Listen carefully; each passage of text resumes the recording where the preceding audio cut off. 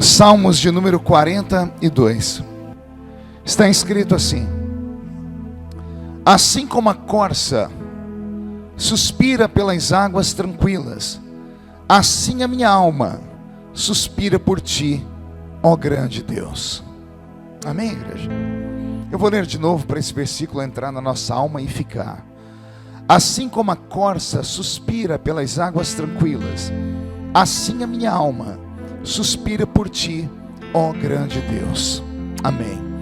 Feche a Bíblia, coloque no banco, na cadeira. Já quebramos alguns protocolos, então pegue na mão de quem está do seu lado. Não, mas é para segurar a mão da pessoa, isso.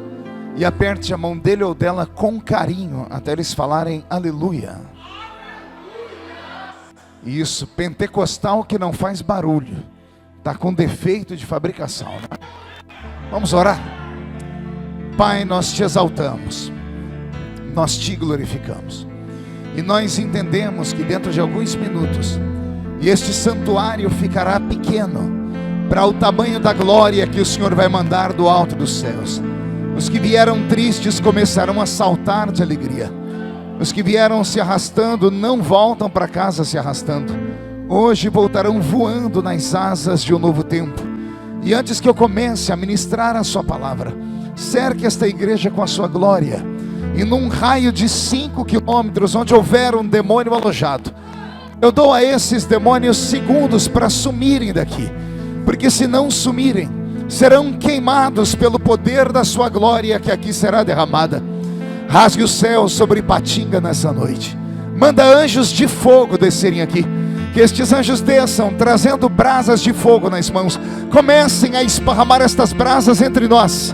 E onde houver um crente cheio do Espírito Santo, pega ele nesta noite, Jesus, e fala conosco, e fica conosco. É o que eu te peço agora e sempre. E toda a igreja diz: olhe para quem está do seu lado e pergunte ao irmão: você está pronto para uma grande viagem? Diga: uma viagem só de ida para dentro do coração de Deus. Pode dar mais uma salva de palmas a Jesus?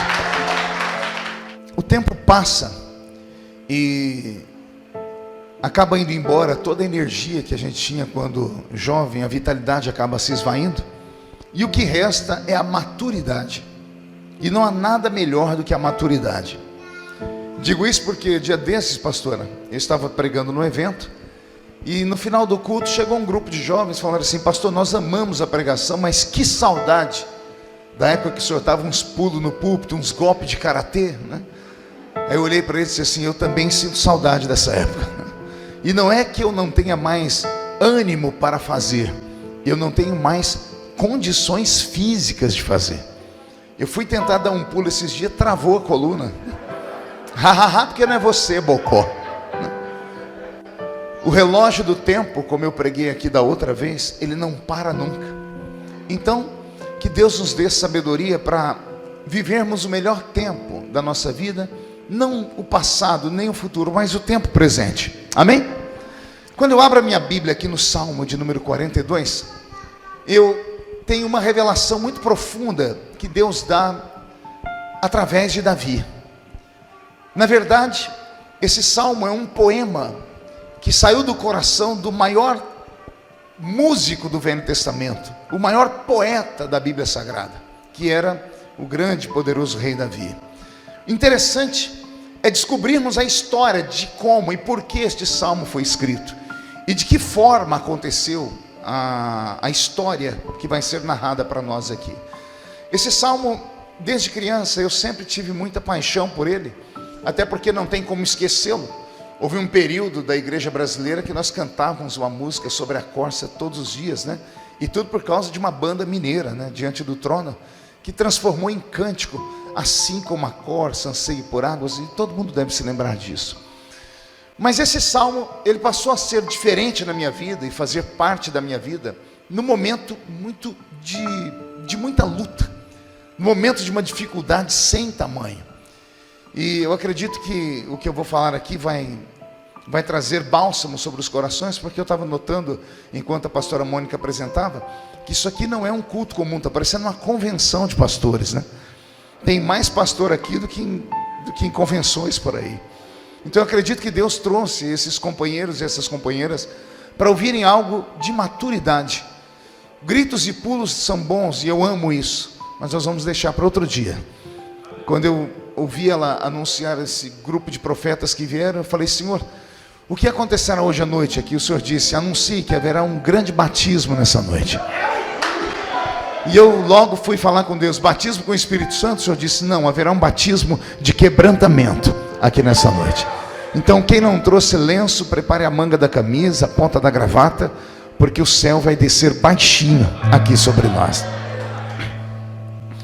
Alguns anos atrás, eu passei por um vale muito grande. Aliás, eu quase não consigo lembrar os momentos da minha vida que eu estive fora do vale, né? Quem me acompanha há muito tempo sabe. E os meus vales geralmente são muito profundos. Tudo comigo vai parar no Jornal Nacional, né? Quando não é no Jornal Nacional, é no Fantástico. Fantástico, Revista Veja, jornais, etc. E muitos amigos, sempre quando me encontram, dizem assim: como é que você aguenta?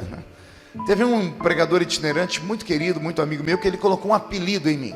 Ele me chama de Highlander. Não sei se tem alguém aqui que lembra do Highlander. Highlander era o guerreiro imortal, né? Podia fazer o que fosse com ele estava vivo, só não podia arrancar a cabeça dele. O restante ele se recuperava com muita facilidade. E eu perguntei para ele: por que você me chama de Highlander? Ele disse: porque você, entre todos nós itinerantes, é o sobrevivente dos sobreviventes. Já se levantaram contra você 1000 de um lado, 10.000 do outro lado, e o Senhor te manteve de pé. E isso não é mérito humano. Isso acontece quando Deus tem algo na vida de um ser humano. Porque homens conseguem colocar vírgula na sentença que Deus escreveu para nós. Às vezes conseguem colocar ponto e vírgula na sentença que Deus escreveu para nós. Às vezes conseguem colocar um hífen, um tracinho, mas eles não conseguem colocar um ponto final na vida daquele que tem uma vocação divina. Então eu quero crer que nessa noite Deus trouxe aqui para me ouvir pregar sobreviventes. E eu tenho certeza que esses sobreviventes vão sair daqui um pouco melhor do que entrar. Tem algum sobrevivente aqui? Então dá um grito de glória a Deus para empolgar o coração do pregador aqui. Mude a música, Beto. Essa violência que eu passei, ela atingiu a minha família, atingiu o meu ministério. Vocês devem se lembrar do que eu passei no ano de 2013, naquela Comissão de Direitos Humanos e Minorias. 90 dias de Jornal Nacional, 90 dias de perseguição. O movimento LGBT aqui do Brasil todo se movimentou e se espreitaram contra a minha vida em todos os lugares que eu podia chegar. Depois eu mapeei e descobri que eles tinham no Brasil 257 ONGs. Imagine, 257, uma média de 10 ONGs por estado brasileiro. E todas essas ONGs eram abastecidas com dinheiro público. E a briga deles comigo era só essa. Não era por isso, nem por A, nem por B, era por dinheiro. Porque como presidente da Comissão de Direitos Humanos, eu só fui descobrir isso no final, o Glaico, do meu mandato, como presidente, que com uma caneta minha, uma canetada minha, eu cortaria todos os recursos que esse movimento tinha. E eu não tinha noção disso. Só fui descobrir no final. Aí no final eu já estava para lá de Bagdá uns 3 coqueiros, né? Estava atordoado, abalado. Mas Deus nos deu vitória naquele momento. Passaram-se um ano. E num final de ano, o caldo entornou. Eu não sei se você sabe, né? A nossa mente ela é composta de janelas de inteligência. E o desespero não é um sentimento. O desespero é um demônio. É um demônio que vai fechando as janelas da nossa inteligência. E quando a nossa inteligência se esvai, o que sobra é um instinto. E muitos seres humanos têm um instinto de matar para sobreviver. E outros têm um instinto contrário. Ele tem um instinto de se matar, pensando que vai ter uma vida melhor depois dessa. E já já você vai compreender porque eu estou falando tudo isso. E eu me lembro como se fosse hoje, no mês de novembro de 2 anos atrás, eu entrei em uma crise, em uma depressão profunda. Até então, para mim, depressão, como crente pentecostal, criado dentro de igreja evangélica, depressão para mim tinha conotação espiritual, tinha fundamento espiritual, tinha opressão espiritual. Para mim era uma construção do próprio inferno. E eu acreditava piamente que se orasse, que se jejuasse, a depressão ia embora. E foi o que eu fiz. Eu orei, eu jejuei, e a depressão não foi embora. Ela começou a aumentar. Eu não sei se alguém aqui já teve a infelicidade de ter sido atingido por uma depressão. Eu não desejo isso nem para o meu pior inimigo, porque a depressão faz com que os seus olhos passem a ver as coisas de maneira totalmente distorcida. As cores perdem a alegria, a comida perde o sabor, o perfume não é mais cheiroso, não há mais vontade de estar em público. O desejo é se isolar, se esconder, entrar em uma caverna. No meu caso, ficar trancado dentro do quarto. E eu fiquei trancado por mais de 30 dias dentro do quarto. Como pastor conhecido do Brasil, como político conhecido, tive que pedir à família e os amigos para que não contasse para ninguém, que as pessoas geralmente não entendem isso. Aqueles que veem um pastor pregar, uma cantora, um cantor cantar, eles apostam e são capazes de jurar que tal ser humano é indestrutível. Alguns acreditam mesmo, pastora Mônica, que a unção de Deus nos blinda de tudo. E não, a unção não nos blinda, a unção nos reveste no momento certo para sermos usados para aquele momento. Terminou aquele momento, a unção se retira. E o que sobra é aquilo que éramos antes da unção vir, seres humanos. E a palavra ser humano é muito pesada. A palavra ser significa entidade invisível. E a palavra humano vem de humus. E humus é terra misturada com esterco. E eu não preciso dizer para você o que é esterco. Então isso é um ser humano, é uma entidade invisível que habita dentro de um pedaço de barro. Quando criança na escola dominical, eu ouvi os professores falarem que nós tínhamos um espírito, né? Que o ser humano tinha um espírito. Com a maturidade, o estudo e a experiência, eu descobri que me ensinaram errado. Eu não tenho um espírito, eu sou um espírito.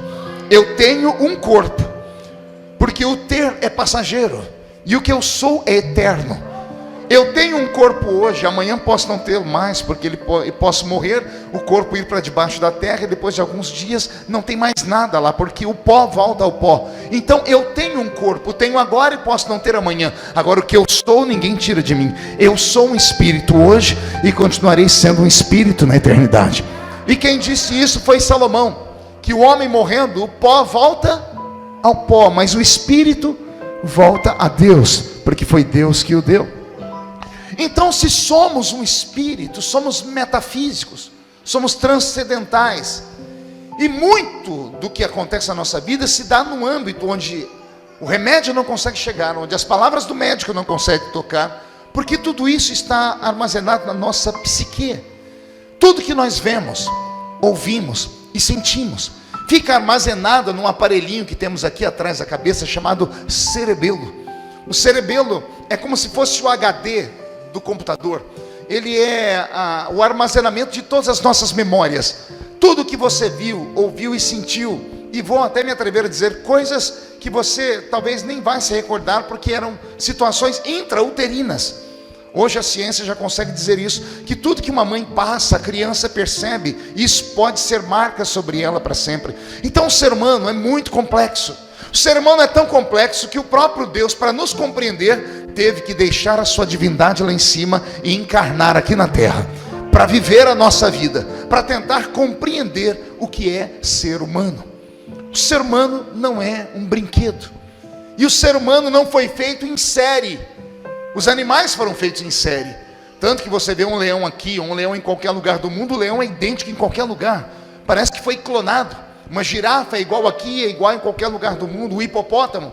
Os animais racionais foram feitos em série. Os anjos foram feitos em séries, segundo a sua categoria. Tanto que em todas as épocas, em todos os tempos, todos os que viram anjos, desenham eles de maneira igual para nós. São de cabelos compridos, reluzentes, de roupa branca. Foram feitos em série. O ser humano não foi feito em série. Cada um de nós foi feito com a ponta do lápis de Deus. Deus, quando fez você, Ele pensou só em você e acabou jogando a forma fora. Por isso que cada vida é um universo, e cada coração é um labirinto. Só conhece tal labirinto aquele que te criou e você. Então, quando eu comecei a perceber que eu estava vivendo uma vida que não parecia ser vida, era morte para mim, consegui ir até alguns psicólogos. E o psicólogo chegou a dizer para mim, olha, a questão é a seguinte, ele pediu meu histórico e ele parou para ver os vídeos que eu passei em 2013. Eu apanhei em avião, eu apanhei na rua, eu apanhei em shopping center. Nós tínhamos plantado 22 igrejas naquele ano. Nós precisamos fechar 14 igrejas em 3 meses. Porque todos os ativistas do movimento LGBT descobriram as minhas igrejas e armaram barracas na porta das igrejas. E não deixavam ninguém entrar nos cultos. Quando começava o culto e os que eram corajosos para entrar, os gays tiravam a roupa e ficavam pelados na frente da igreja. Esfregaram o órgão genital na cara das minhas filhas. Uma tinha 9, outra tinha 10 anos de idade. Hoje, olhando para trás, eu não consigo compreender como é que eu suportei tudo aquilo. E detalhe, em silêncio. Eu sou um evangelista. O evangelista é um provocador por natureza. Eu sou um evangelista pentecostal. Quando agarro o microfone na mão, eu viro um leão. E aí ninguém conseguia compreender, e nem eu. Como no meio daquele tumulto, eu ficava parecendo um cordeiro. As pessoas cuspiam, batiam e eu ficava calado. Não é que eu não queria reagir. Eu queria reagir porque eu não tenho sangue de barata nas veias. Mas eu sabia que uma reação minha iria pesar sobre a igreja. Porque eu era um pastor, sou um pastor. Eu não podia xingar, nem mandar ninguém para aquele lugar. Vontade não faltou. Mas eu tinha que me controlar, porque eu sabia que o meu testemunho seria muito mais forte do que uma ação minha. Só que tudo isso tem um preço. Tudo que você ouve, vê e sente, vai ficando armazenado. E o copo vai enchendo, vai enchendo, vai enchendo. Até que naquele ano, eu não me lembro o que foi que aconteceu. Com certeza foi uma notícia triste. Pingou uma gota dentro do meu vaso e o vaso entornou. E eu entrei em depressão profunda. A família sofreu muito. Eu chorei muito. Eu desejei a morte. Eu entendi Elias dentro da caverna. Eu entendi alguns amigos que saltaram dessa vida para outra. Como meu querido amigo, pastor Júlio Ribeiro. Um amigo lá do Rio de Janeiro. Que saltou da vida para a morte. E eu vi crentes espancarem ele pela internet. E até questionando se ele não tinha, porventura, algum tipo de pecado escondido. E com vergonha do pecado vir à tona, tirou a sua própria vida. Um bando de gente suja, querendo falar de um mal lavado. Nenhum ser humano deve tocar na vida de outro ser humano. Nenhum ser humano deve fazer juízo de valor da vida de outro ser humano. Só conhece o ser humano do lado aquele que comeu com ele pelo menos 1 quilo de sal. E olhe lá, nem marido e nem mulher conhecem um ao outro, mesmo vivendo debaixo do mesmo teto há 20, 30, 40 anos. Por quê? Porque cada ser humano é uma peça única. Um belo dia eu estava em casa, meu telefone tocou, e um amigo que mora lá em Israel ficou sabendo da minha situação por um outro amigo, e ele disse, olha, eu estava orando por você aqui, Deus me mandou te dar um presente. Ele me mandou te dar uma passagem de avião para você, para sua esposa e para suas filhas virem ficar comigo aqui em Jerusalém, com tudo pago. Eu quero cuidar de você de perto. E nós embarcamos para Israel. Cheguei naquela terra linda, naquela terra santa, desejo de todos os crentes, e a terra para mim não foi linda, não tinha alegria em caminhar por ali. A família ainda conseguiu passear, eu ficava trancado dentro do quarto, até que esse meu amigo, vendo que eu não saí do quarto de jeito nenhum, ele conseguiu entrar em contato com um outro amigo dele, que era um rabino, que falava português, mas um rabino judeu mesmo, que havia estudado no Brasil, e era um rabino messiânico. Era um líder dos judeus, mas que cria em Jesus. E esse rabino foi me visitar um dia que a minha família havia saído. E eu fiquei encantado com ele. Eu acho que pela aparência dele, né? Gordinho, aquela barba comprida até aqui, dava vontade de ficar apertando a barba dele, parecia a barba do Papai Noel. Aquele rostinho redondo, aquela roupa toda exótica de um rabino. E ele conseguiu me arrancar de dentro do apartamento. E ele disse, eu quero te levar para um tour que você não conhece. Você conhece Israel, mas você vai conhecer Israel com um rabino. E aí ele deu uma volta comigo por trás de Jerusalém. Ele subiu uma montanha e ele me levou num lugar tão lindo que eu nunca tinha ido. Num lugar que dá para ver Jerusalém inteira. E aí ele falou para mim, você vai sentar aqui, eu vou sentar do seu lado. Ele sentou do meu lado e começou a mexer naquela barba. Ele não falou nada. Por 1 hora... ele só tocou no meu ombro, me deu um abraço, uns 2, 3 abraços. Eu nunca me senti tão amado em toda a vida.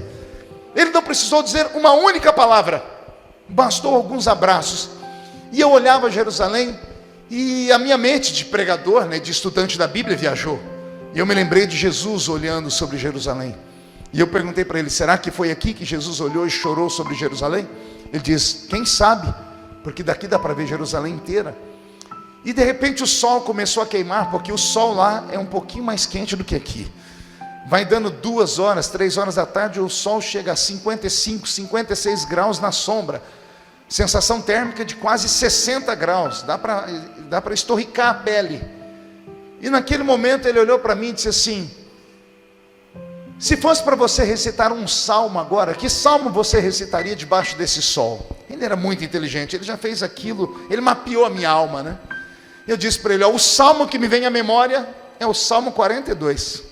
Assim como a corça anseia pelas águas tranquilas, assim a minha alma suspira por ti, ó grande Deus. Ele abriu um sorriso, mexeu na barba e disse para mim: o que você entende desse salmo? Eu disse: olha, o salmo é autoexplicativo. Davi está dizendo que assim como a corça tem sede, ele também tem sede. Aí ele disse para mim: a Bíblia não diz que a corça tem sede. Ele disse: repita para mim o salmo. Eu disse: assim como a corça suspira pelas águas tranquilas. Ele disse: aí não diz assim como a corça tem sede das águas tranquilas. Disse: assim como a corça suspira, assim como a corça deseja, assim como a corça quer encontrar as águas tranquilas. E eu olhei para ele, ele falou para mim: se eu te disser que Davi se espelhou na corça, não é porque ele tinha sede de água, você acreditaria em mim, Marco? E eu falei: se você me convencer com argumentos. Ele disse: então vou te contar uma história que não se ensina em seminários. E ele me contou a história de Davi. E eu confesso a vocês, eu chorei como criança. Porque todos nós, quando falamos de Davi, lembramos do menino com a funda na mão, capaz de matar um gigante. Lembramos do Davi perdoador dentro da caverna de Adulão, poupando a vida de Saul. Lembramos do Davi que mata o urso, que mata o leão. Lembramos do Davi dos salmos, e alguns salmos mais lindos do que os outros. Lembramos do Davi do Salmo 91, do Salmo 51. Lembramos do Davi do Salmo 139. Lembramos do Davi que nos encantou. Lembramos de Davi levando a arca da aliança de volta para Israel, dançando ao redor da arca.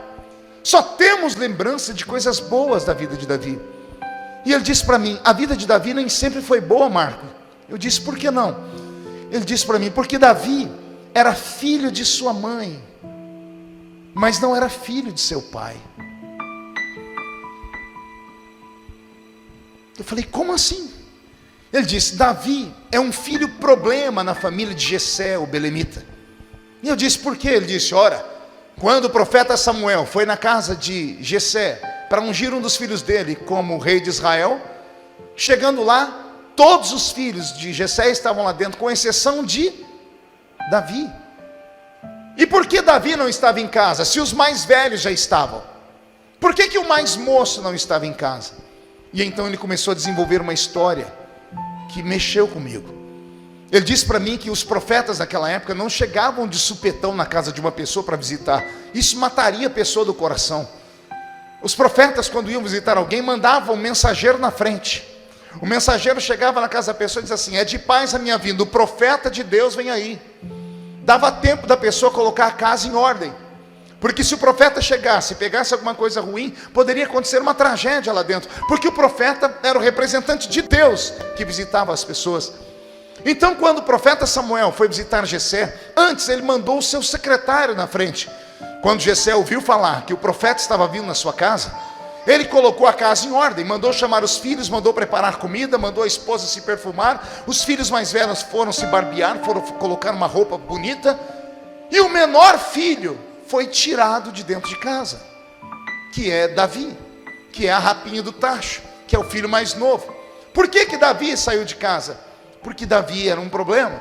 Pergunte por quê? A aparência de Davi vai nos falar que ele era um pouco exótico. Davi era ruivo, em algumas traduções, louro. Ele tinha os cabelos encaracolados. Ele era de gentil aspecto. e ele era de pequena estatura. Davi não tem nada a ver com a aparência dos seus irmãos. Tanto que quando Samuel entrou na casa de Jessé, quando ele olhou o primeiro irmão de Davi, disse: já achei o rei de Israel. Por que ele disse isso? Porque a Bíblia diz que Saul, acima dos ombros de todos os judeus, era o maior homem que tinha em Israel. Os filhos de Jessé eram altos, tão altos quanto Saul. Quando Jessé bateu o olho no filho, ou quando Samuel bateu o olho no filho de Jessé, disse: já tem o rei. Já foi sacando o óleo para ungir, e Deus teve que interferir e disse: não é esse. Samuel disse: então me passe o outro filho. Quando chegou outro filho, parecido com o primeiro, alto, robusto, forte, viril, foi deitar o azeite, o Senhor disse: também não é esse. E passaram-se todos os filhos, e o Senhor disse: nenhum desses é. Porque você, Samuel, enxerga esses homens por fora. Eles têm aparência de rei, mas o que eu quero, ele tem coração de rei. Não tem aparência de rei, mas tem coração de rei. Por que Davi foi tirado de sua casa? A tradição que esse rabino me contou diz que acredita-se que Davi era fruto de um estupro. Os homens da época saíam de casa para a guerra, para a batalha, e ficavam as mulheres em casa. Jessé era um homem rico, era fazendeiro, e por certo comprou escravos, e um escravo europeu acabou sendo levado para sua casa. E o escravo europeu então, na ausência de Jessé, violentou a sua esposa, e a esposa de Jessé engravidou. E quando nasce uma criança diferente. Nasce um menino loiro de uma família judia. Hoje nós temos judeus até dos olhos azuis, mas por causa da miscigenação de raças. Quem conhece o Oriente Médio sabe que Israel faz divisa com o continente africano. O Egito é o primeiro país da África que faz divisa com Israel. Não existe no Oriente Médio pessoas de raiz com os olhos claros. Os olhos claros são marca de europeus. Não existe pessoas de cabelos lisos, originais daquela terra, porque o sol é de cima para baixo, queimando o couro cabeludo, e engrunvinha o cabelo. Por isso os africanos têm a cor da pele acirrada, os cabelos são crespos, o nariz é largo por causa do oxigênio, que é muito rarefeito, então precisam ter mais oxigênio. Os corpos se adaptam nos lugares. Então o judeu original, ele tem o nariz comprido e adunco, o cabelo é mais grosso, são um pouco mais alto, a pele é queimada do sol. Mas o Davi, que aparece na família de um judeu, ele é louro, ele é de gentil aspecto. A tradução de gentil aspecto é tão interessante. Eu fui procurar saber o que era gentil aspecto. É uma beleza delicada. Gentil aspecto, beleza delicada. Exemplo, Leonardo DiCaprio. Leonardo DiCaprio é um homem de uma beleza delicada. Ele tem uma beleza chamada de beleza feminina, porque ele tem traços femininos, embora seja um homem. Tanto é que namorou a Gisele Bündchen, né? Então isso é uma beleza delicada. Davi é de gentil aspecto. Se você quer ver a imagem de Davi, digite no Google Davi por Michelangelo, o grande mestre da Renascença. Você vai ver a estátua de Davi mais famosa do mundo. Vai ver um Davi peladão. Quem já viu a imagem do Davi peladão? É um Davi grande. Ele tem o cabelo encaracolado, o nariz dele está empinado. O Davi de Michelangelo parece um europeu. Por quê? Porque Michelangelo leu na tradição de São Jerônimo, da Septuaginta, como era Davi. Quando a Bíblia diz que Davi tinha olhos brilhantes, o homem original do Oriente Médio nunca tinha visto ninguém com olho claro. Olhos brilhantes são olhos claros. Davi tinha olho verde, olho azul. Davi é um problema dentro da sua família. Por isso mais tarde ele vai escrever o Salmo 51. O Salmo 51 é um desabafo, é um meia-culpa. Ele está dizendo a Deus, porque ele caiu num pecado da carne. Ele está dizendo, eu pequei na carne, porque eu venho de uma família de pecados na carne. Em pecado me gerou a minha mãe. Por que ele não diz que em pecado ele foi gerado pela família dele? Ele não cita o pai, ele diz, em pecado me gerou a minha mãe. Aí os teólogos vão dizer que ele está falando do pecado original de Adão. Nada disso. Davi não está sendo teólogo, ele está abrindo a alma para Deus. Ele diz, eu carrego traumas, eu carrego problemas, eu tenho uma semente pecaminosa, porque a minha mãe passou por um processo, e esse problema sexual que a minha mãe teve acabou vindo sobre mim, e eu acabei dormindo com Batseba, um ciclo de maldição hereditária. É isso que Davi está falando com Deus.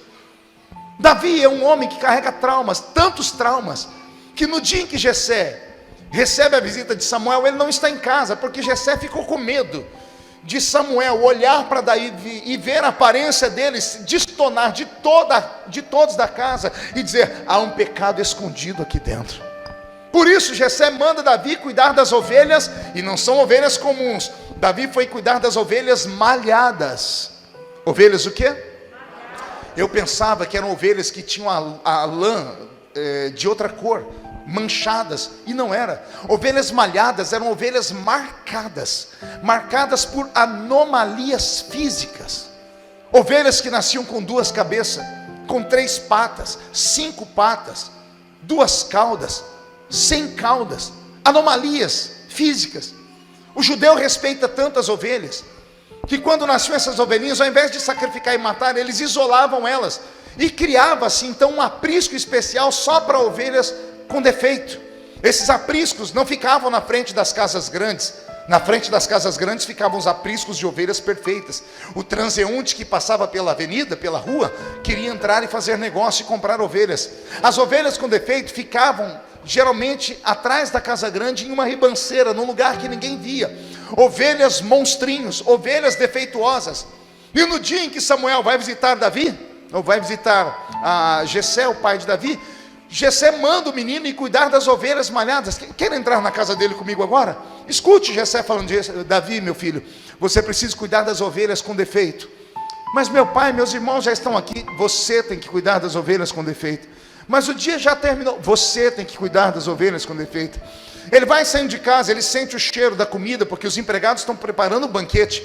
Ele vê os irmãos tomando banho perfumados, ele vê a mãe usando uma roupa de festa. Ele sabe que vai ter uma festa em casa, mas ele não é convidado. E como é que o filho mais novo não é convidado para essa festa? Só há uma explicação: ele não era bem-vindo ali. Por isso ele é empurrado para cuidar das ovelhas malhadas. Só que aqui também nasce um grande milagre. Pergunte qual?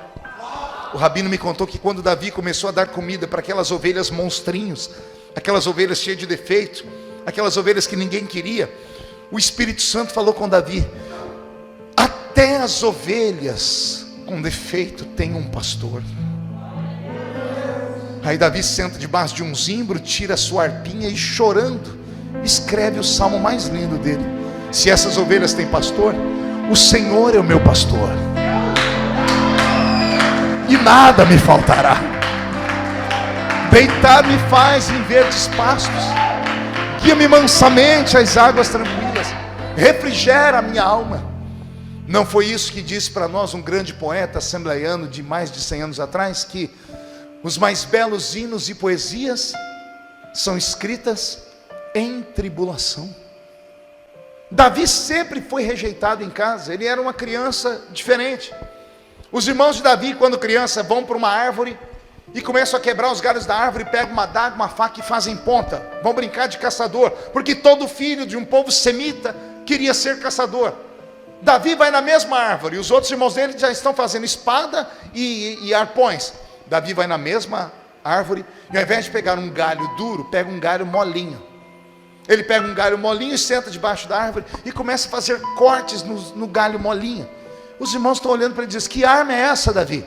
A minha é diferente da de vocês. Ele pega as lãs da ovelha e amarra na ponta de um galho molinho, enverga e amarra na outra ponta. Os irmãos acham que ele vai fazer um arco e flecha. Aí ele faz mais alguns cortezinhos e põe mais uma linha, e põe mais outra, e põe mais outra. Daqui a pouco ele tem na mão uma harpa. Os irmãos devem olhar para ele e falar: você é maluco, né? Nós saímos aqui para brincar, para treinar a guerra, para a gente vencer o nosso inimigo. A gente faz arma, a gente faz espada, e você faz o quê? Ele disse: eu fiz também a minha arma. Naquele dia eles não entenderam, só que mais tarde nós vamos ver Davi usando essa arma, porque a Bíblia diz que na medida que ele dedilhava a harpa, os demônios iam saindo do coração de Saul. Davi era uma criança diferente, e por ser diferente, sofria preconceitos. De onde é que você acha que saiu o Salmo 91? Um dos salmos mais fortes de Davi. Não temerei espanto noturno, nem seta que voe de dia, nem peste que assola meio-dia. De onde é que Davi tirou isso? Não é um homem que fala isso, porque homem adulto não tem medo de fantasma. Veja você agora, quando criança tinha medo do escuro. Quem tinha medo do escuro aqui quando criança? E agora você tem medo de alguma coisa? Hoje você vê seus filhos apavorados, você até ri, fala, por que eles têm medo? Porque o homem maduro não tem medo. O Salmo 91 não nasce de um Davi velho, nasce de um Davi criança. Porque toda criança, quando tem medo, pula no meio da cama entre o pai e a mãe para dormir. Só que Davi não era bem-vindo no quarto da mãe e do pai, porque o pai olhava para ele e lembrava do que a mãe dele passou. Então Davi ia dormir com os irmãos olhavam para aquela aberraçãozinha e mandavam ele sair dali. E como Davi não tinha amigos, Davi criou um amigo. Freud diria que Davi tinha um amigo imaginário, mas nós sabemos que não era imaginário. Como Davi não podia conversar com os irmãos nem com o pai e com a mãe, ele conversava com um amigo dele, imaginário. Não temerei espanto noturno, nem seta que voe de dia, nem peste que assola meio-dia. O Senhor é comigo. Davi se tornou um amigo. Davi ficou quase sendo chamado de esquizofrênico, porque ele não tinha unidade com a família, então ele se afeiçoou a Deus. O rabino me disse que o Salmo 42 foi escrito por um Davi que queria ser aceito. Um Davi que era perseguido pelos seus irmãos, que era perseguido pelo próprio pai. Então, como ele queria ser aceito, havia uma tradição naquele mundo antigo, que nós vamos encontrar na Bíblia isso, que o filho, quando queria chamar a atenção do pai, ele fazia um guisado para o pai. Alguém lembra de uma história disso na Bíblia ou não? Lembra de Isaac falando para Esaú, vai fazer um guisado para mim? Caça e mata um animal e faz para mim. Por que mandava caçar? Se os fazendeiros tinham boi, tinham vaca, tinham cabrito, tinham ovelha, tinha todo tipo de carne. Por que o pai mandava o filho caçar? O pai mandava o filho caçar um animal exótico, um animal difícil de ser pego. Era a maneira do filho provar ao pai que ele era o cara. Então Davi, nesse dia do Salmo 42, ele quer surpreender o pai, ele quer ser aceito pelo pai. Então ele sai em busca de um animal raro. Ele sai em busca da corça, também chamada de cervo. A corça ou cervo é um quadrúpede que é muito sensível e delicado, e extremamente habilidoso e ágil. A sensibilidade dela faz ela perceber um inimigo a dezenas de metros de distância. Ela é atenta com os ouvidos e pelo seu olfato. E quando uma corça ou um cervo corre, dificilmente até um felino, se não chegar à espreita, não consegue pegar uma corça na velocidade. Então Davi quer pegar uma corça, mas só acha uma corça ou um cervo, Glauco, no alto das montanhas. Então Davi deixa as paragens aqui, porque ele quer ser aceito pelo pai e quer convencer o pai. Então ele sobe o alto da montanha e procura sinais de que uma corça ou um cervo passou por ali. Então ele vê nas pegadas, ele vê nos arbustos quebrados. E disse o rabino que Davi enxergou uma corça. E quando ele enxerga a corça, ele deita no chão à espreita, para que o vento não denuncie, não leve o seu cheiro. Então Davi vai se espreitando pelo mato para tentar se aproximar da corça a uma distância em que ele possa usar uma flecha para matá-la. Só que enquanto Davi está fazendo isso, aparece no cenário um outro predador, um leão. O leão da montanha. E o leão da montanha é extremamente violento. E Davi sabe que não dá para competir com o leão, porque o leão é extremamente mais forte. E o leão também sabe que se ele não se aproximar muito perto daquela corça, ele não vai conseguir pegá-la. Então o leão também se agacha pelas pairagens e ele vai se espreitando, para que o vento não leve o seu cheiro e o barulho dos galhos sendo quebrados não seja percebido. E Davi também sabe que o leão, mesmo sendo forte, não vai conseguir pegar aquela corça e levar inteira para sua casa, porque a corça chega a pesar 200, 250 quilos. O leão vai matar a corça, vai comer um pedaço, vai arrancar um pedaço para sua família e vai sobrar alguma coisa.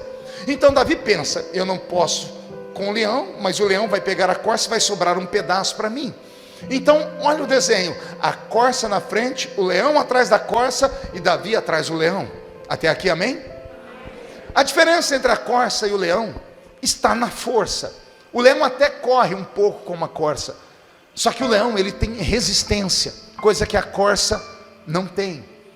O leão sabe que depois que ele impregnar o cheiro dela na sua narina, ela pode ir para onde for, ele não precisa vê-la, ele seguirá um rastro invisível do cheiro da corça.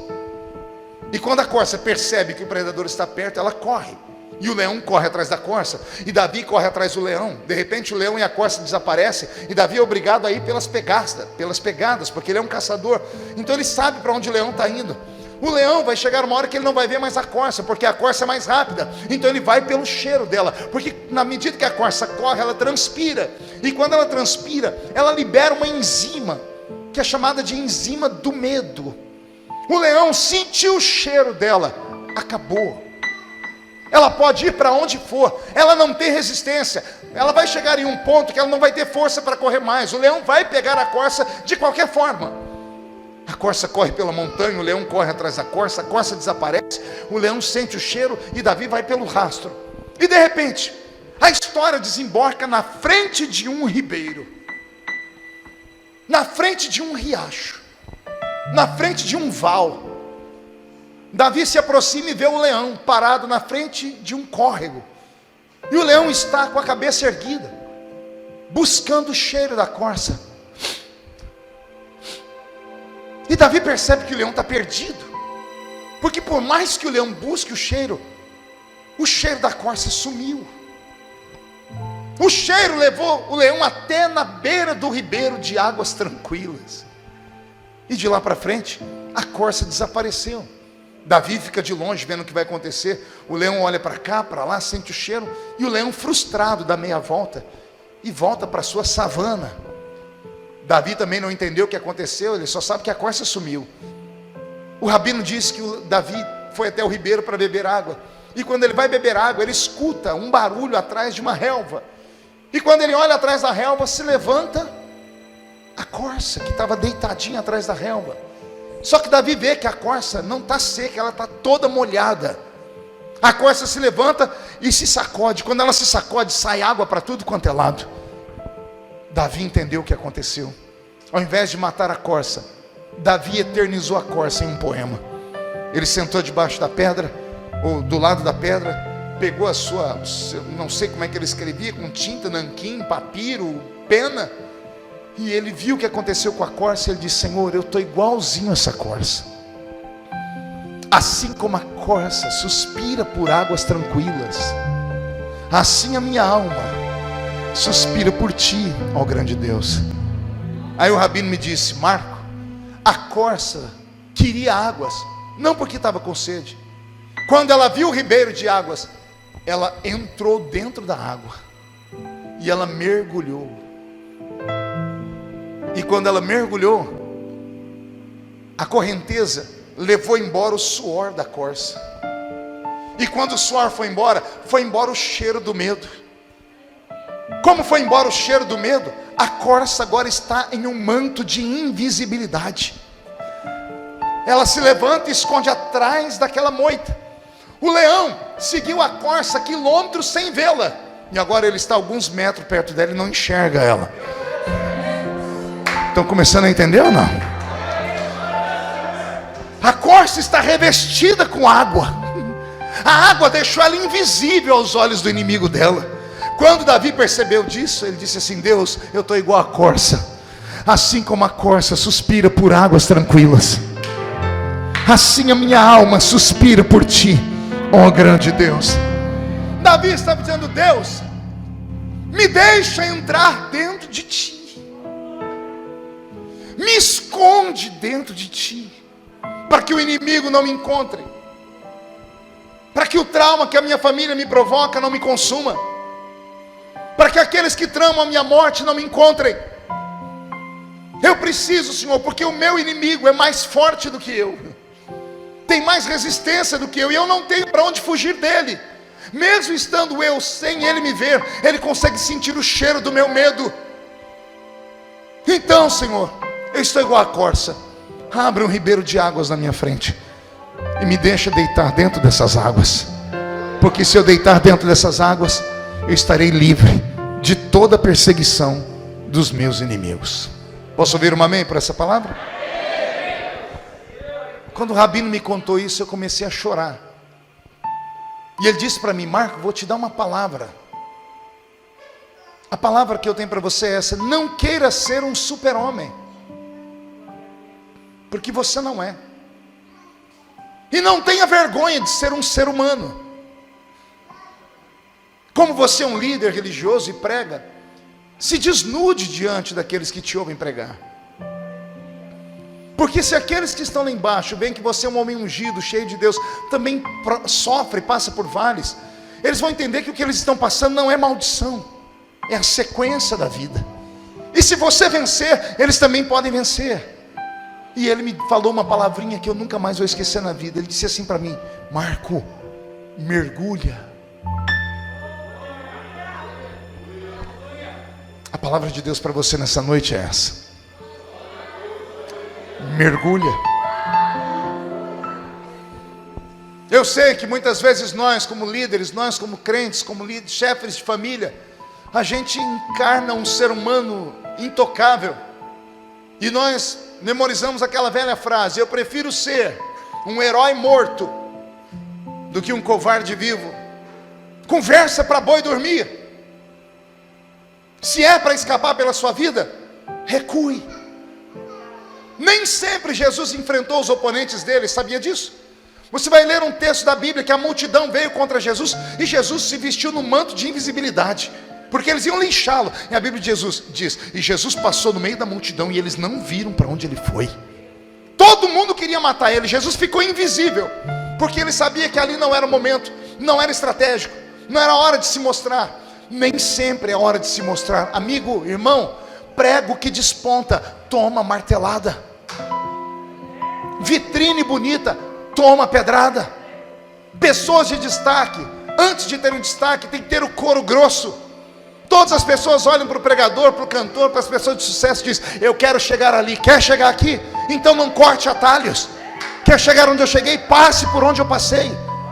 Aquele que quer mais de Deus tem que também aprender que você vai sofrer mais com Deus.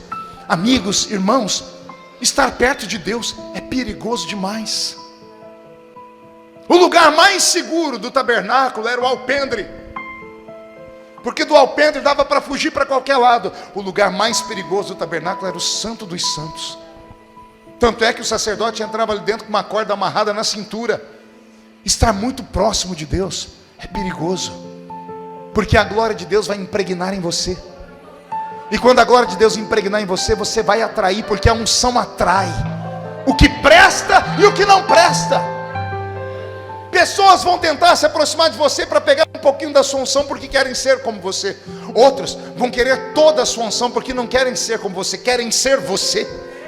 Outros não vão querer ser você, porque sabem que não conta, então vão querer matar você. E aí o que eu faço, pastor? Encaro o inimigo, dou na cara dele? Não, se esconde, mergulha. Mergulha até a sua força voltar. Mergulha até você ter convicção de que você vai conseguir encarar o inimigo, agarrar ele pelo chifre, esfregar o focinho dele no chão e chutar ele para o inferno. Porque você não é de aço, a senhora não é uma super mulher. Eu não sei o que Deus pensa. Qualquer pessoa inteligente pega as suas joias mais preciosas e coloca em um cofre de aço, ou manda para um banco fora do país, onde ninguém consegue pegar. Qualquer pessoa que tem um mínimo de racionalidade vai pegar a riqueza e guardar num lugar onde ninguém acha. Aí vem Deus e pega a glória dele, que ele traduz por ministério da palavra, ministério do louvor, da visão, e coloca dentro de um vaso de barro. Eu vou falar de novo para ver se você entende. Deus pega aquilo que o dinheiro não pode comprar e põe dentro de um vaso de barro. E sabe o que eu acho mais lindo? Mesmo Deus sabendo de tudo isso, Ele não deixa de depositar dentro do vaso. Por quê, pastor? Porque Ele vê o que eu não vejo. Deus é um investidor. Alguns investimentos deles são a curto prazo, mas os investimentos mais perigosos são aqueles a longo prazo. O investimento de longo prazo é aquele que alguém, um especulador, vem e compra uma empresa que está falida.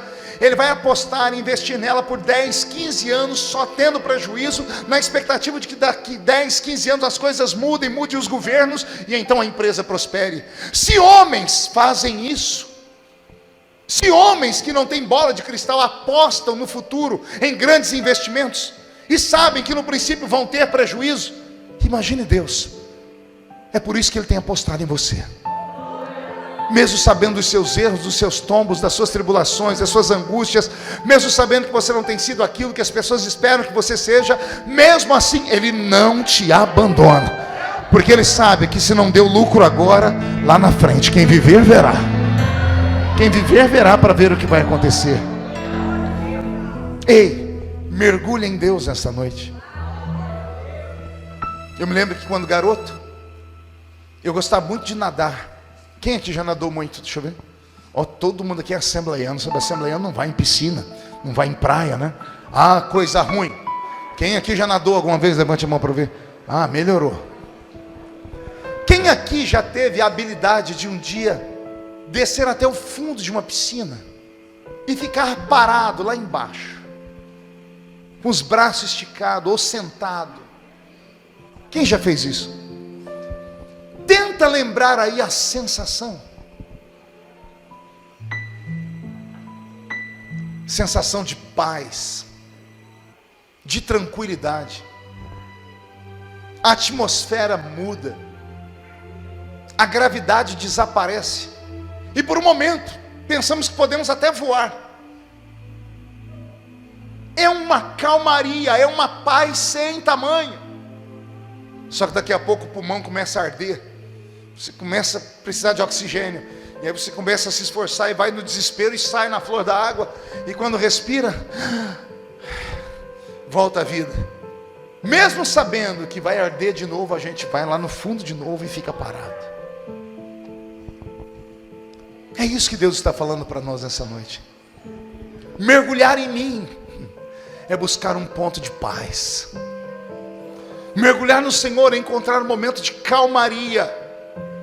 É onde todos os fardos que estão sobre os seus ombros são tirados dos seus ombros e colocados na mão dele. Porque a gravidade não existe para quem está debaixo da água. A única coisa que existe é a pressão. Então você pode mergulhar em Deus esta noite e encontrar um momento de calmaria. Porque se você não fizer isso, você vai passar por uma prova tão grande. E talvez você não tenha condições de vencê-la, como eu venci. O ano passado, eu enterrei o meu copastor. 33 anos de idade. Um menino bonito, halterofilista. Parecia um ator de Hollywood. A esposa dele, uma modelo, linda. Ele pregou na igreja no domingo uma mensagem tão linda, Glauco, que ele tirou o céu do lugar dele e trouxe para a terra. A igreja foi ao delírio. Na terça-feira, ele pulou de uma ponte de mais de 100 metros de altura e tirou a própria vida. Não foi um membro da igreja, foi o meu copastor. Cidade de 40 mil habitantes, imagine o escândalo. Pior do que o enterro dele, foi o primeiro culto que eu tive que encarar a igreja. Porque a igreja toda me olhando, querendo uma resposta. Se o meu líder se mata, como é que eu vou viver? Me deu desespero. Aí sentei com a família, comecei a descobrir as coisas. Eu fui para um canto e chorei, falei, por que não falou comigo? Por que preferiu se isolar? Por que preferiu mostrar para as pessoas alguém que ele não era? O ser humano é um artista em potencial. A gente sai de casa e diz assim, hoje eu vou parecer fulano de tal. E a pessoa olha para você e acredita que você é fulano de tal. Tem gente aqui dentro que não deu um glória a Deus até agora, nem na hora dos louvores. E não é porque não quer. É porque só Deus sabe em que lugar a alma dessa pessoa está passando. Só Deus sabe o que ela deixou em casa. O inferno que ela deixou em casa.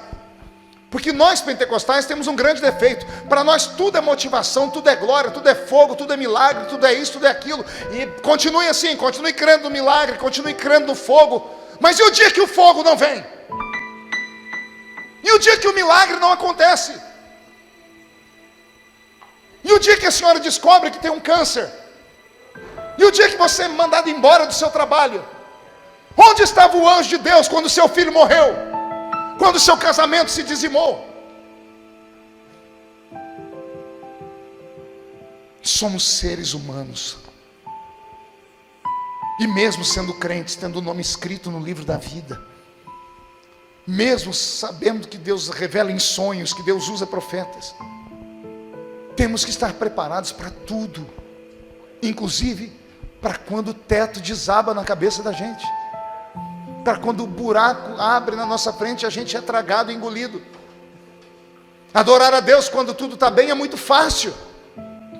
Dar glória a Deus quando o seu carro tem gasolina e você foi promovido no trabalho é muito fácil. Quando o seu filho tem saúde é muito fácil. Quero ver dar glória a Deus agora, que está tudo caindo, que está tudo desabando, que você veio para cá se arrastando, chegou aqui e deu a Deus um ultimato: fala comigo hoje ou eu abandono essa igreja. Aí por sua culpa, Deus me dá essa palavra nessa noite, só para te provar o quanto Ele te ama. E o Senhor me mandou te dizer: eu não estou buscando a sua força nessa noite, eu estou buscando a sua alma. Eu quero que você se esconda em mim nessa noite. Não é hora de guerrear, não é hora de ir para a guerra. Você não está preparado. Se for agora, será tragado. Já deve ter lido na Bíblia que quando Davi saiu para a batalha e caiu de cima do cavalo, e um dos filhos de Abisag, um dos gigantes, quase matou Davi. Se os soldados não protegem Davi, tinha acabado a nação inteira. Eles colocam Davi no cavalo e todos os soldados dizem para ele: o Senhor não sairá mais a peleja conosco, para que não se apague a lâmpada de Israel. O Senhor não estava preparado para essa batalha. O Senhor tinha que ter ficado em casa, porque se o Senhor morre, os soldados iam falar: se matar o rei, que é ungido de Deus, acabou a nação inteira. E se acaba a nação, Jesus não nasce no futuro. Um ato impensado, um ato de uma coragem frívola. Não adianta ser louco nessa hora. Existe hora para loucura, existe hora para fé, existe hora que você tem que dar um salto no escuro, mas nem todo momento é assim. Você tem que ter o pé na terra. Você pode ter a cabeça no céu, mas coloque os pés na terra. Se segure, porque o que o diabo armou contra o seu ministério é muito grande para te desfacelar. Mas se Deus está falando nessa noite que Ele vai te proteger, Ele vai te proteger. Mergulha!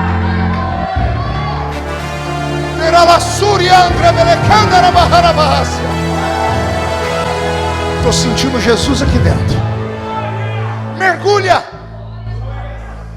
Pastor, como é que eu devo mergulhar? Vai aí alguns conselhos. Troca o chip do celular. Começa esse tipo de mergulho. Desativa o WhatsApp por uma semana. Porque do que adianta você estar aqui dentro me ouvindo pregar e de 2 em 2 minutos você olha para o seu celular, e aí no seu celular tem alguém te chantageando, tem alguém te extorquindo, e você já está desesperado, já pensou em se matar, já pensou em ir no banco fazer um seguro de vida para deixar dinheiro para a família, porque você não quer que isso aconteça. Suas maiores lutas vêm dessas porcarias de mídia social. A senhora tem 5 seguidores no Facebook, tem 3 falando mal, a senhora já quer se matar dizendo: o mundo inteiro está contra mim. Imagine eu que tenho 4 milhões e meio só no Facebook, 2 milhões no Instagram, 700 mil no Twitter. Você acha que eu paro para ouvir o que os outros escrevem sobre mim? Você acha que eu tenho essa disposição de ficar lendo o que as pessoas falam de mim? Não tenho tempo.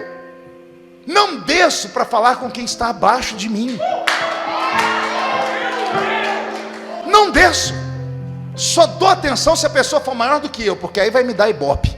Agora o Zé Mané, o pé de chinelo, o Kunta Quinte que mora lá na esquina do sovaco sujo, está ameaçando você e sua família. Que desgraça é essa? Que demônio é esse que acha que pode te afrontar? Pastor, mas eu abri o caminho, eu dei brecha. Ah, parabéns, descobriu que é um ser humano? Não, pastor, mas aconteceu um erro, mas você podia estar lá no erro, mas você está aqui dentro, não está? Por que você veio aqui? Para me ver? Eu não sou tão bonitinho assim não. Você veio aqui porque você acredita que Deus pode dar o livramento, que Deus pode dar o milagre. E o milagre Deus está mandando te dizer: deixa na minha mão, não faz nada, não se vinga, deixa que a vingança está na minha mão. Quebra o chip do celular, fecha a conta do Facebook, tira o Instagram do ar e vai viver em paz com a sua família, porque o que Deus uniu, o homem não pode separar.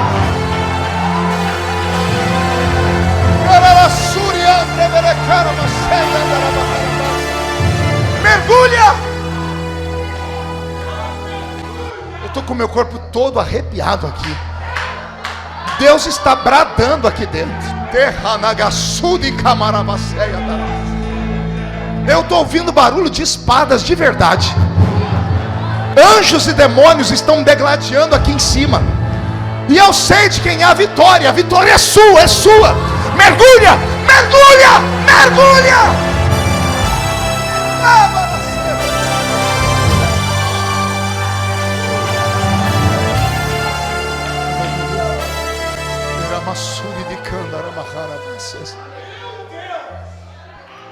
Vai dar tudo certo.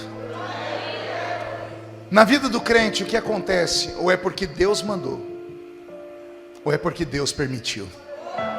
Eu não posso acreditar que o diabo pode enfiar a mão dele na minha vida a qualquer hora, a qualquer momento. Eu não posso acreditar que você está debaixo de uma maldição, porque toda maldição, segundo a carta aos Gálatas, capítulo 3, foi quebrada na cruz do Calvário.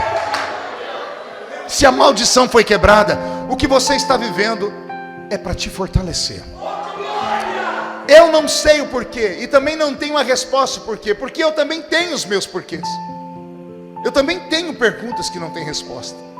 Talvez por isso um dia Jesus disse aos seus discípulos: naquele dia vocês nada vão me perguntar, porque tudo será revelado.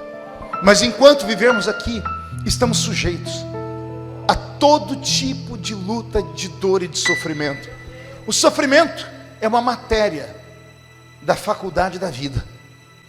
Viver não é para qualquer um, gente. Viver é uma aventura. Que Deus não me mate aqui agora. Viver é uma agonia, é uma dor intensa, porque nós não nascemos para ficar aqui. Esse planeta é pequeno demais para nós. O que o homem busca, ele nunca vai encontrar aqui. Por isso que o rico não está satisfeito, o pobre não está satisfeito, ninguém está satisfeito com nada, porque nós não nascemos para estar aqui. Há uma outra vida nos espera. Então aguenta o tranco, porque vai dar certo. O que não deu certo até agora é porque não tinha que ter dado. E vou te dar mais um conselho: o que você tem que passar, ninguém vai passar no seu lugar. Não dá para transferir. Tem o seu nome, a sua luta tem o seu nome, a sua cruz tem o seu tamanho. Não corte ela, carregue ela até o fim. Pastor, mas eu não estou aguentando mais. Aguenta sim, porque a hora que você não aguentar mais, Deus vem e interfere. Porque Deus não dá uma luta maior do que a que você pode passar. Deus não é injusto. Se Ele te deu essa luta, é porque você conseguirá atravessar ela. Aguenta firme. Não dê ouvido ao diabo, porque ele só sabe matar, roubar e destruir. E não necessariamente nessa ordem. Ele vai destruir a sua alma primeiro. Ele vai roubar a sua paz. E aí então ele te leva para a sepultura. Porque você fica vulnerável. Você fica como um escorpião. Freud escreveu sobre a síndrome do escorpião. O escorpião é um animalzinho que quando se vê acuado, ele vê que não tem saída, ele começa a girar de um lado para o outro. Se colocar uma roda de fogo e um escorpião no meio, você vai ver acontecer isso. O escorpião, no desespero, tentando sair de um lado para o outro, ele perde a coordenação motora sobre a sua cauda. E a cauda dele tem um ferrão, e o ferrão vai passando cada vez mais perto da cabeça dele, até que ele se mata. Freud diz que tem seres humanos assim, que não suportam a violência da vida, e por isso se matam, tiram a sua própria vida. Tira o maior dom que Deus deu à pessoa. O maior presente de Deus para o ser humano é a vida. E por mais dura, por mais dolorida, por mais injusta que seja a sua vida, ore sempre assim: Deus, eu viveria 1000 vidas nessa vida. Porque a vida é um presente. E a vida é aquela eterna roda gigante, gente. Às vezes a roda trava aqui embaixo, não tem jeito. Tem que aguentar os cuspes que vem de cima, chiclete que jogam na gente. A vontade de sair da roda é imensa. Mas a roda começa a girar. E daqui a pouco você está aqui em cima. E aí, pelo amor de Deus, não cospe em ninguém. Não joga chiclete em ninguém. Porque a roda vai continuar girando. E daqui a pouco você vai estar aqui embaixo de novo. Eu termino aqui dizendo para vocês uma história. Eu estava lendo algum tempo atrás sobre a Arca de Noé e prego muito sobre ela. E eu sempre faço essa pergunta: o que era a Arca de Noé? Senão o amuleto da salvação. Todos que entraram na arca viveram, Sim ou não? E quem não entrou na arca? Se você vivesse naqueles dias de Noé, onde você queria estar? Dentro ou fora da arca? Quem queria estar dentro da arca? Então levante a mão direita para o céu, chacoalha assim, faz um carinho nas costas do seu irmão e diga, vai doer só um pouquinho.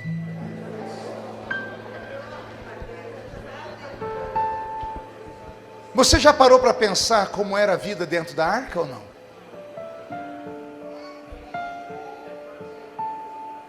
Eu fiz um cálculo uma vez, dentro daquela arca, cabia pelo menos 80 mil pares de animais. Pelo tamanho dela, os seus 3 pavimentos, mais a laje, que seria a cobertura. Animais que ficavam dentro de jaulas, porque se ficassem andando lá dentro, podiam fazer a arca virar. Havia somente 8 seres humanos dentro da arca. Noé, a esposa, 3 filhos e 3 noras. E eles ficaram dentro daquela arca por 1 ano a fio. Aquela arca só tinha uma janela de 1 côvado de metros quadrados. Era 50 centímetros aqui e aqui. Só tinha um buraco aquela arca. Não tinha 2 janelas. Aqueles desenhos que a gente vê da arca do Zé Colmé, que tinha um monte de janelinha e os animais põem a cabeça para fora. Tudo conversa fiado. A arca só tinha uma janela em cima dela, no último andar dela. Esses 8 seres humanos tinham que se virar nos 30 para dar comida para todos esses animais por dia. Eu fiz um cálculo com base no que uma pessoa trabalha em um zoológico. Cheguei ao seguinte número: aqueles 8 seres humanos ali, para cuidar daqueles 4 compartimentos, era 16 horas de trabalho ininterrupto por dia, levando comida e água para os animais. 16 horas por dia, sem férias, sem sábado, sem domingo. Era o custo para viver dentro daquela arca. Não bastasse ter que trabalhar tanto, imagina você ter que tirar o esterco dos animais de dentro da arca, porque se acumular 1 ano de fezes de 80 mil animais dentro de uma arca, não tem quem sobrevive. Todos os dias eles tinham que pegar sacos de esterco, subir primeiro, segundo, terceiro pavimento, e lá na única janela e jogar do lado de fora o esterco, se quisesse viver um pouquinho melhor lá dentro. As fezes ainda dá para tirar, e a urina? A arca era de madeira, absorveu toda a urina dos animais. Você já passou perto de um lugar onde as pessoas fazem urina em praças? Arde o seu nariz? Imagine isso dentro de um lugar fechado. É o lugar da salvação, não é? Mas tem que aguentar o cheiro que está lá dentro. Só que tem coisa pior do que isso. Pergunte o quê? Imagine você ter que aguentar a sua sogra 1 ano. Não tem para onde fugir da velha. Onde você vai, ela está. Mas tem coisa pior. Pergunte o quê? Você aguentar o seu cunhado. A sua cunhada, aquela coisa que você olha para ela e não sabe se ela está de frente ou de costa. 1 ano a fio. Fora as brigas, fora as dúvidas. Porque quem tinha chamada para a arca era Noé, a família dele não tinha, lembre-se disso. A Bíblia não diz que a família dele era temente, a Bíblia diz que ele era. Então os questionamentos dos filhos, da esposa, vinham sobre ele. 1 ano a fio. Por que você acha que ele bebeu logo que saiu da arca?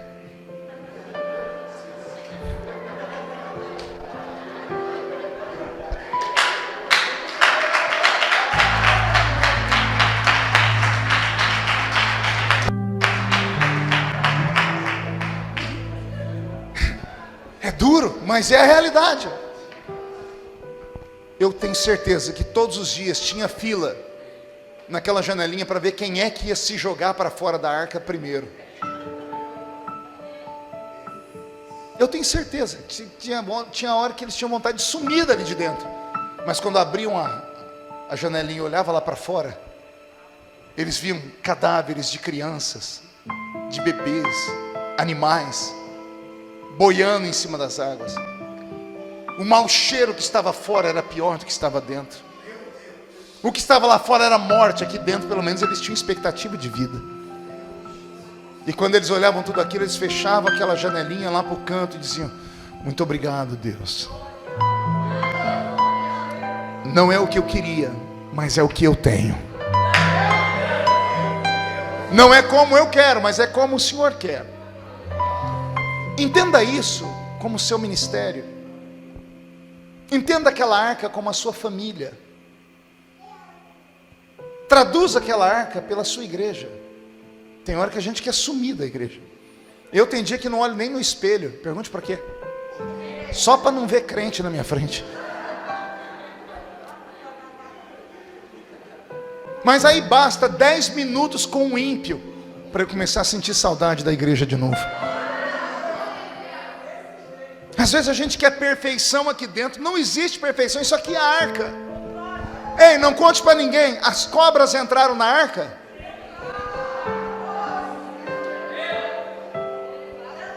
E os escorpiões? E os gambás? Você acha que se fosse para Noé escolher, ele ia querer que aquilo entrasse lá dentro ou não? Não. Quem é que quer ficar com a cobra do lado dele e o escorpião? Mas a arca não era dele. A arca tinha dono. E o dono da arca é Deus. E é Deus que diz: deixa a cobra entrar na minha casa. Deixa o escorpião entrar na minha casa. Deixa tudo entrar aqui dentro. E eu vou ajeitando a vida deles aqui dentro. Se Deus não rejeita, quem somos nós para rejeitar? Eu termino como eu comecei: ninguém deve tocar na vida de ninguém. Cuide da sua própria vida, que já está de bom tamanho. E se você puder orar pela minha vida e pela vida do irmão, amém também. Mas se não puder ajudar, não me atrapalha. E se você vê alguém na sua casa com um princípio de depressão profunda, não brinque com essa porcaria. A pessoa precisa de ajuda profissional. Depois da ajuda profissional vem o apego da família. E por último vem a igreja. Não inverta. Porque se você colocar a igreja primeiro, a pessoa vai se matar aqui dentro. Não pense que a família resolve tudo, porque a família não resolve. Leve a pessoa para um profissional de saúde mental. A família, não questione, não fique jogando nada na cara. Pare de repreender as pessoas publicamente. Elogie publicamente. Chame atenção em particular. Não destrua as pessoas por dentro. O ser humano é uma caixinha de surpresas. E a maioria de nós é como uma bomba atômica. Basta alguém acender o estopim para explodir. E se explodir, a miséria que vem, só Deus para cuidar. Há uns meses atrás eu estava na minha casa e quase caí. Assistindo um programa desse de televisão, esses da Atena da vida. Aparece um pastor, amigo meu. Preguei na igreja dele, um homem de Deus, de um grande ministério. Matou a nora. E esquartejou. Pastor assembleiano. A história: ele tinha um caso com a nora. E eu acho que a nora engravidou. O diabo fez um emaranhado na cabeça dele, que com vergonha, ele achou que podia sumir com o problema. Só que o diabo ajuda a fazer, mas não ajuda a esconder. E virou uma desgraça na vida dele. Não tente resolver as coisas com a força da sua mão. Peça a Deus que coloque pessoas que possam te ajudar no meio da caminhada. Se você tem coisas guardadas dentro de você e precisa conversar, não converse com qualquer um. Se você fosse católico, eu ia dizer para você sem medo: procure o padre. Porque eu confio em padre, mas não confio muito em pastor. Você conta para o padre, ele não vai contar para ninguém, ele faz um voto. Mas dependendo do pastor que você conta, é Jesus de Nazaré. Antes do dia amanhecer, a cidade inteira está sabendo.